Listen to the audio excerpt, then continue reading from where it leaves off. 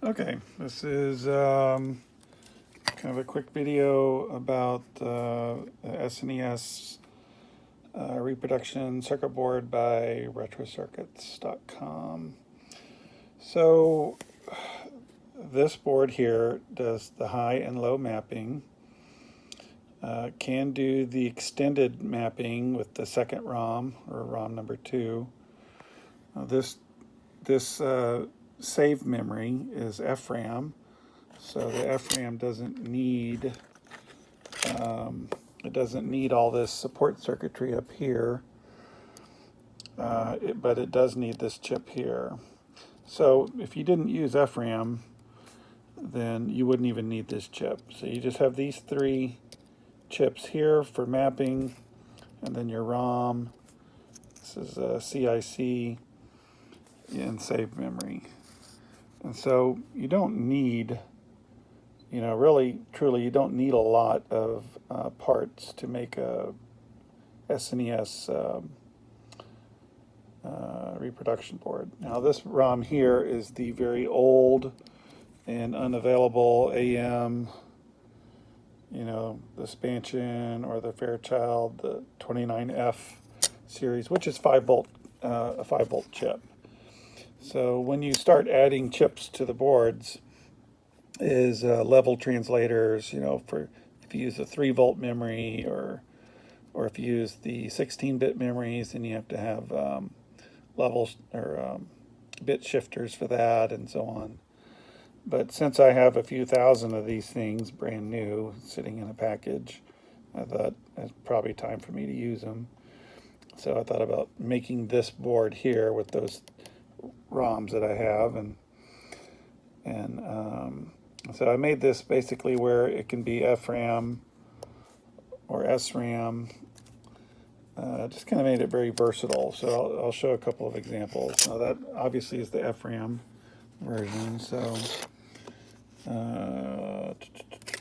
here's an SRAM version. Okay, so and it has a battery holder, and all the little save parts are up here. And then it has a dip switch.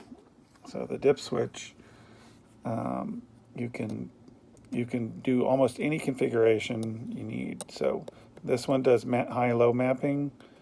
This one enables or disables the RAM because some games don't have RAM.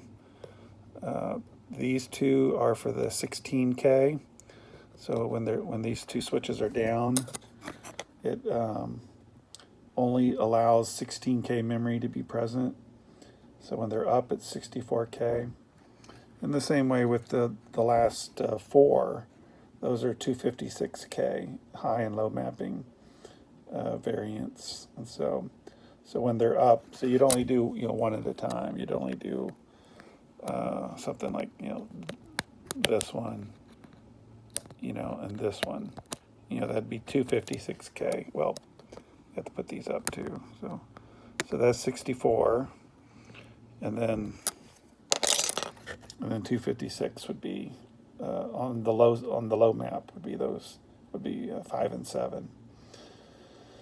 And so obviously you have to have a 256K ROM or FRAM or RAM, excuse me, or FRAM.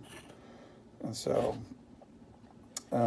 anyway, so this gives you a lot of multiple possibilities. And then the other thing I was going to show is that this can accommodate a 1 megabit ROM. Let's see if I can get it to show. Say AS6C1008. So that's a 1 megabit ROM or RAM, excuse me. And so that would be for the very few and rare games that need more than 256K. I think Daysmon, and there's some Japanese horse racing game that uses 512K and 1, and they're only low mapped. So it's just you would just mount this ROM, and then there's a couple of solder jumpers on the back that you would do. Let's see here. So the 512K and the 1 megabit. So you jump those. And then when you're using the dip switch, you would cut these SLs in the back, where I show them cut, because the dip switch takes over those functions. And then if you're using volatile memory, SRAM, then you would cut those two as well. So kind of in a native default, default configuration, these are set up for FRAM 256, and then if you needed, low map, you just solder bridge that one, or if you needed to disable the RAM, you just make that cut, et cetera, et cetera. And so just as a default, you don't need the dip switch. So anyways, the other thing here is that I added an LED for the CIC. Now that's just kind of fluff,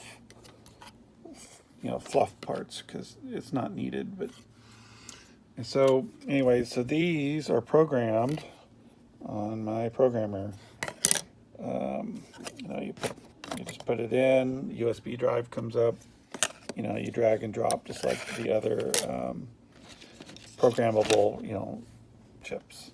Now, if you don't have a programmer and you have these boards, then you could program these ROMs, if you have a programmer for them, just in a normal fashion for high map games, because high map mapping is linear, A0 through A21.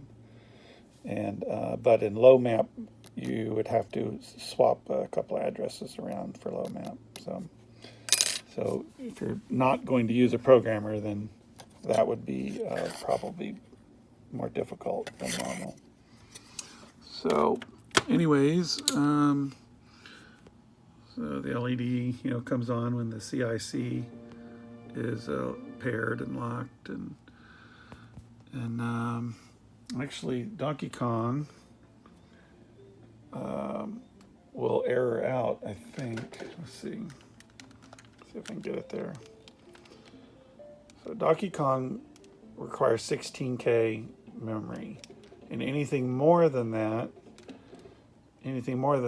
it should error, unless this is a cracked version. This might be a cracked version. Or wait a minute, let me look. No, this one's set up for that. Okay.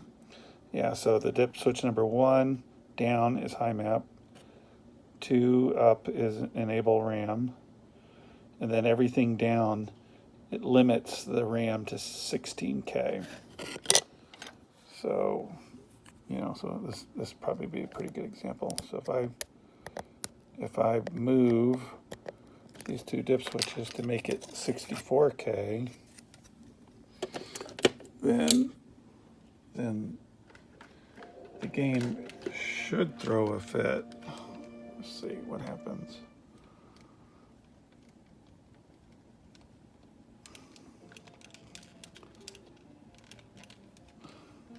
Come on.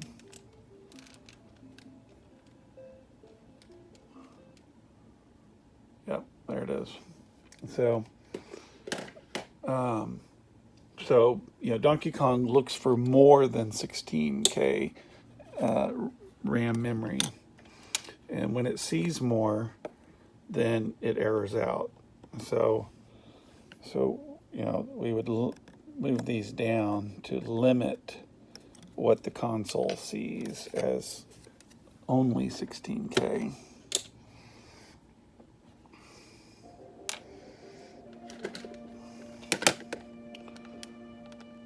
So moving those back down. Hopefully I didn't erase my save file.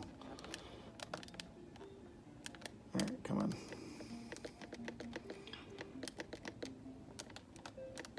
Yeah, still there, good.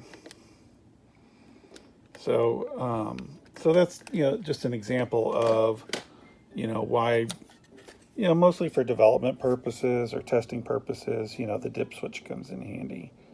If you're going to be testing a bunch of different games or things, then you know, it could be handy and quick to switch, you know, high map, low map, because, you know, you just put it in the programmer to program them. So you do have to switch mapping before programming, and then, so that's just kind of my new one. Here's one in the extended high ROM build, where I mounted both ROMs, and so. And you know, and it's FRAM because none of these safe parts are here, but it doesn't, you know, FRAM doesn't need a battery or any of those other parts. It does need that one chip at the bottom, but that's on all of them. All these that I'm building. You know, so you can see here the prologue. You know, so I've already made a save file there. So anyhow, again, this is kind of a quick video. These are just some prototypes that I ordered to just test, build by hand. The battery holder does fit inside the cases, and because of these several cuts here on the side, it'll fit in either the special chip case or the regular cases. So, well, that's, I don't think there's anything else. I guess that's it. So, yeah, the latest RetroCircuits. This is not a multi-game or anything like that. This is strictly just a single purpose, single use. Just, you know, load and go. Or use the dip switches for configurations for different, to, you know, change different things. So, but if you're gonna just do, you know, one and done, then you don't need the dip switch, just because everything is back here on the back that does what the dip switches do. So, and that's it.